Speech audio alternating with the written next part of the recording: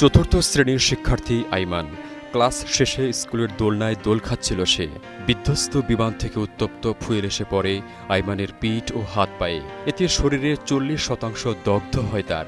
জাতীয় বার্ন ও plastic surgery ইনস্টিটিউটে তাকে ভর্তি করা হয়। 4 দিন চিকিৎসাধীন থাকার পরে শুক্রবার মৃত্যু হয় তার। ইসমাইল হোসেন ও আয়েশা আক্তার দম্পতির মেয়ে আইমান ব্যবসার সুবাদে দীর্ঘদিন ধরে ঢাকার উত্তরা দিয়াবাড়ি এলাকায় থাকলেও তাদের গ্রামের বাড়ি শরীয়তপুরে। ভেদেরগঞ্জ উপজেলার নারায়ণপুর গ্রামে মরদেহ পৌঁছলে পুরো এলাকা জুড়ে নেমে আসে শোকের ছায়া। রাত 9টায় তার দ্বিতীয় জানাজার নামাজ অনুষ্ঠিত হয়। পরে আইমানকে তাদের পারিবারিক কবরস্থানে তার দাদা মাজেদ হাওলাদারের কবরের পাশে দাফন করা হয়। একটু সাজাইয়া দেই। বলছে না মা, আমি কেন সাজবো, ঘরে সাজা কি করবো? তোকে না, আমার ইচ্ছা তোমার সাজাইয়া দিই।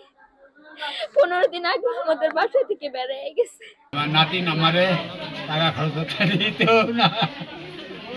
আরে আল্লাহ, আমি আল্লাহর কাছে ভিক্ষা চাইলাম, আল্লাহ আমার নাতিরে ভিক্ষা দিয়ে দাও আল্লাহ।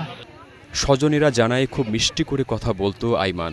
সবার আদরে মেয়েটি ঠিক ফুলের মতো ফুটেছিল। তার এভাবে চলে যাওয়া কেউ মেনে নিতে পারছে না। এভাবে আর কারো অকাল মৃত্যু যেন না হয়, এটাই কামনা তাদের। একদম হাসি খুশি, সবসময় হাসি খুশি, সবার সাথে কথা বলতো।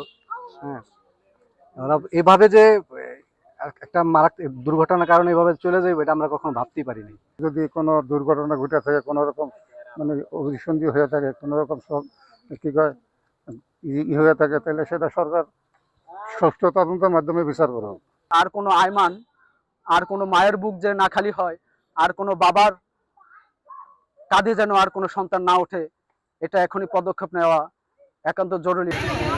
উত্তরার মাইলস্টোন স্কুল অ্যান্ড কলেজে বিমান দুর্ঘটনার মতো আর কোনো ঘটনা যাতে না ঘটে তার জন্য প্রশিক্ষণ বিমান ঘনবসতি এলাকায় না করার দাবি স্বজনদের। জাহিদুল ইসলাম রনি, স্টার নিউজ।